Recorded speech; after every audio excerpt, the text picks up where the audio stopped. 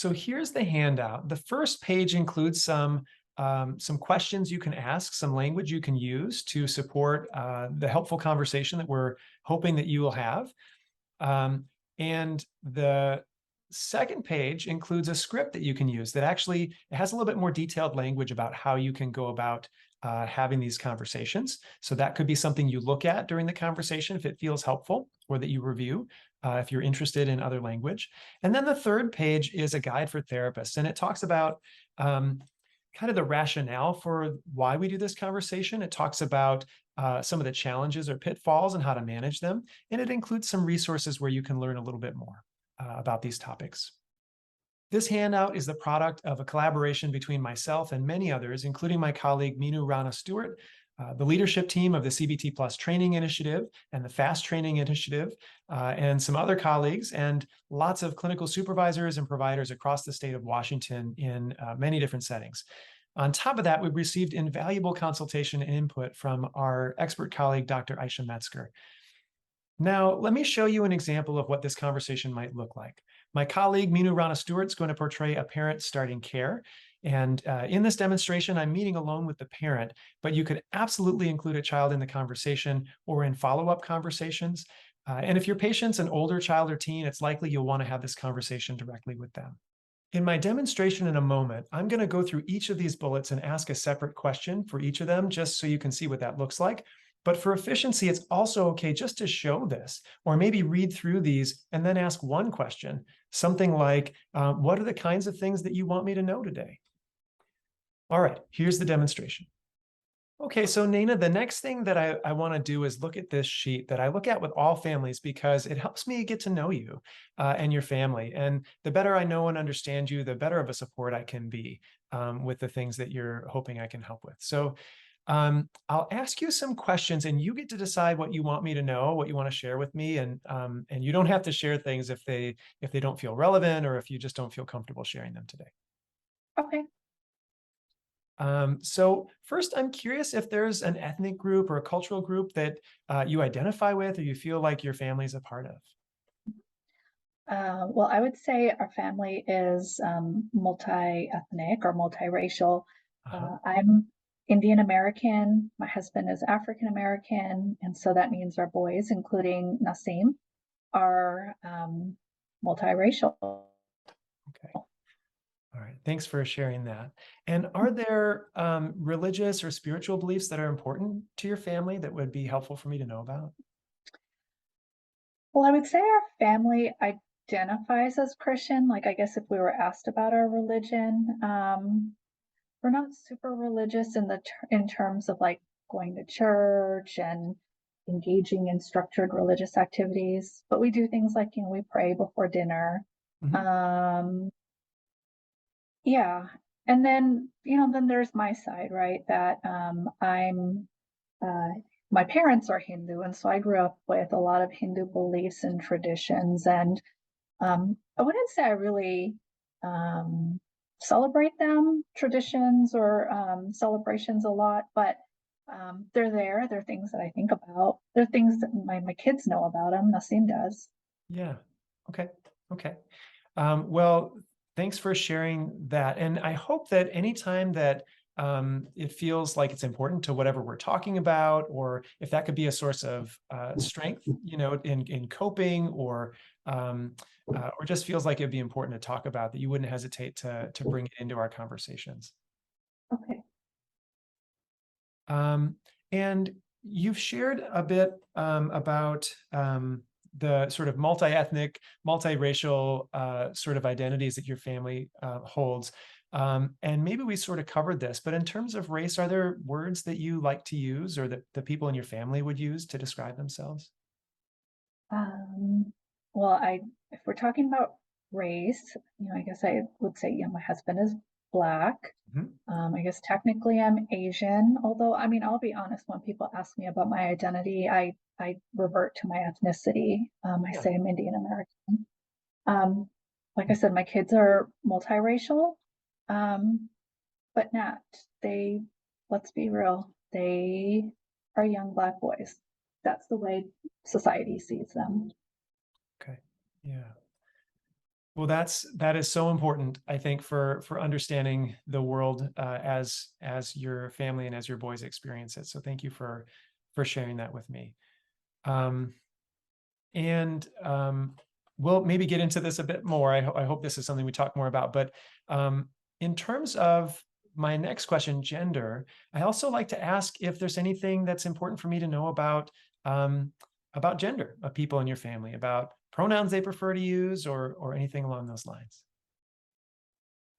No, mom, dad, two boys. That's about it. Okay. All right. And then sexual orientation or who people are attracted to. Is there anything that feels important to tell me about that? Um, we're all straight. Um, that's how we are in our culture. I don't know. Can we skip over this? Yeah, sure. Um, and I'm glad you said that, because we can skip over any parts of this that feel like they don't feel relevant, or that you're don't want to talk about today, especially because you're just getting to know me. Well, for this next one, family history or values, I guess I just like to invite people to tell me anything that feels important about your family's history or values that are really important to you. Um, so I think I mentioned, um, even though our kids are multiracial, we're very keenly aware that a lot of people in society view them as Black.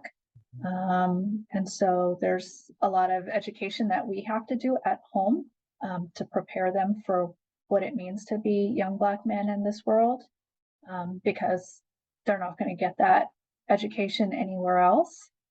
Schools aren't going to teach them. So that's important. Um, and then an interesting thing about Nassim, so I am a daughter of immigrant parents. And so growing up, I had my own kind of cultural conflict. And I think there was a period of my life that I rejected some of my Indian side, and I'm kind of coming full circle and learning to embrace and balance the best of both worlds. But Nassim, he is super interested in learning as much as possible about his Indian heritage. I think it's wonderful. So um, it makes me happy that even though I think some of society, not all, views him a particular way, he knows he's more than just that. Yeah. Wow. Well, I'm hearing that you are so thoughtful in your family about being a guide to your sons and to preparing them for the world. And it's really cool that it seems like he really seeks that out from you. Yeah, Yeah. he's a neat kid. Um, so I don't know if there's anything else about family history or values or other background about your family, or who you are, that feels like it would be important for me to know about today. So about Nassim, we've talked about, how he's so shy and quiet.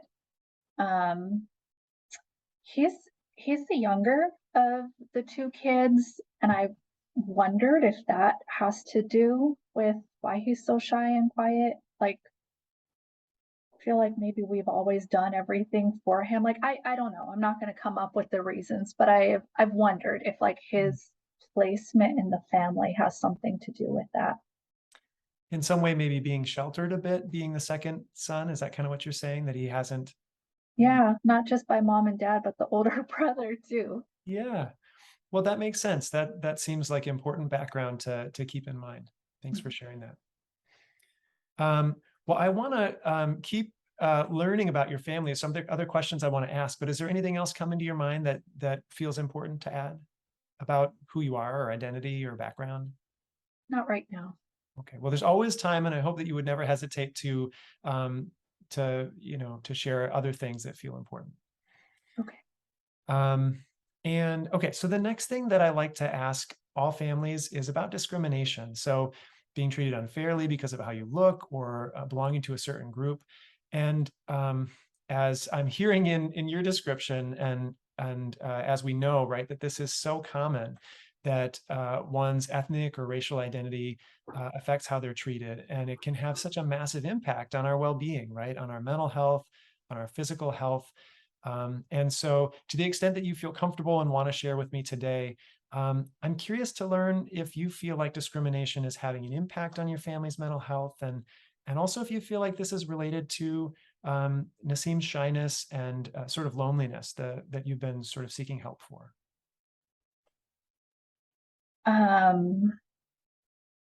Well, yes, we are a family of color.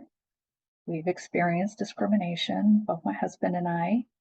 I would absolutely say both of the kids have experienced discrimination too. And I think Nassim is at an age where he understands what discrimination is for sure, but I think he might label some of his life experiences as discrimination. Um, is it affecting our mental health? Well, of course, it's a stressor. Um, it's always there, right? Yeah. It's the world we live in. But for Nassim, is it why we're pursuing treatment? I wouldn't say it's the reason, but I wouldn't be surprised if it's part of the reason. Okay. Is he shy and lonely? Because yeah, for a lot of reasons. He goes to a mostly white school, currently his new school, right, that he's been having trouble adjusting to. The school he went to before was mostly white as well. Again, I have mentioned, he's had some experiences that are probably discrimination. He would say they were. Yeah. And it's probably related. Yeah, I would say it's related to why he's shy and lonely and other things. Yeah. And I can imagine that adds to that sort of stress at school that you've described him sharing with you. Mhm. Okay. Well, that makes a lot of sense to me. And I appreciate you sharing it. And it seems like this is going to be important for me to explore with Nassim when I get a chance to meet with him next. Is there anything else at this time? And of course, we can revisit this topic a lot. But is there anything else you want me to know today about discrimination that's impacted him or you? No, not right now. Okay. Well, thanks for sharing that with me. Um, I also always like to ask families about past experiences with mental health care. Sometimes you or people you know have had good experiences. Sometimes you've had bad experiences, and that can really help sort of me, as we get started to know about that. Is there anything any past experiences that'd be helpful to share? Well, Nassim's not been in counseling before. He was in friendship group at school. That's probably like the closest thing to counseling he's been in, and it wasn't bad, but I don't think it was exactly what he needed, right? I think his shyness and stuff has more to do with maybe what happened in the friendship group. So there's that. But no, my husband and I went to marriage counseling early in our relationship, but it was through the church that we were a part of at the time. Uh-huh. I didn't think it was that great of an experience, personally for myself, because I felt like I was being told what to do based on the teachings of the Bible versus it was just rubbing against some other beliefs that I had. But other than that, no. And then, I'm sure you've heard this before, Nat, but there's like stigma in the communities that we're part of, like our racial and ethnic groups. There's stigma around mental health and getting mental health treatment. So there's that. But we're at a point where we have to get help for Nassim. We don't know what else to do. Well, I just appreciate you sharing that. I'm sorry to hear about the not so good experience you had with the counseling through your church. And I guess one thing I would say is if anything begins to rub you the wrong way, or if you feel told what to do, or that any of my advice runs counter to your beliefs, I hope that you would let me know. And that's never how I would intend to work with a family. And that uh, my goal would be to find ways to really partner with you.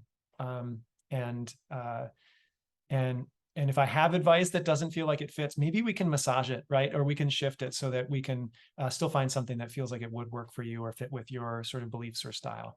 Um, so I Okay. guess the other thing I would say is that I just really appreciate you trusting me, at least, for today, giving this a chance, knowing that there is that stigma in the community. This is maybe something pretty new, and you may not know exactly what to expect. And if you have any questions or concerns along the way, I'm always happy to talk through those. And I hope that you'll find that this is helpful. Like I said, we gotta figure this out for Nassim. Yeah. Well, I do have some ideas already based on what you've told me, but I want to continue with a few more things on this sheet here, just because they're so important. And really, the main thing left to do here is just to acknowledge that our backgrounds are different, right? Things like race, gender, life experiences can make a big difference in terms of people understanding each other. And when it comes to counseling, it could lead me to make a mistake or to misunderstand you, or to give bad advice, just because our backgrounds are different, or I might not see things the same way. And I just want to let you know that if that were to happen, I hope that you would tell me about it so that I can fix it, so I can do better or grow. If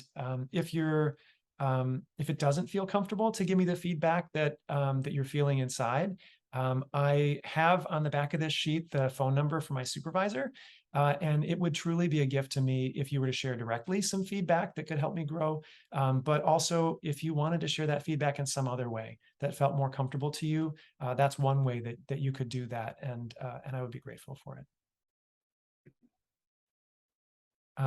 We speak up, so Good, we'll let you good. know. Okay. Well, so then, is there anything else coming to mind on this sheet that we haven't covered that you feel like we should cover today? Again, recognizing we can come back to any of this in the future. No, I appreciate you asking that question about discrimination. I think it's hard for people to ask that, but it's important. And I think for Nassim, it's important. And like I said, I believe it's part of the reason he's struggling. Okay. Well, I'll say that this comes up a lot in the work that I do with families. This is a common conversation to have. And I'm hopeful that a conversation with Nassim, and that can be part of his treatment in a way that can be helpful. Thanks. Yeah. So one other thing I wanted to share that's at the bottom of this sheet is a QR code. Have you used a QR code before? Yes. Okay. So if you wanted to follow this QR code, if you're interested, there's a handout there. It's talks about strategies that caregivers can use, or parents, when their kids are dealing with racism, when racial stress or discrimination related stress is part of their life, and parents are looking for ways to ideas for how to provide support. So if you're interested, you could follow that.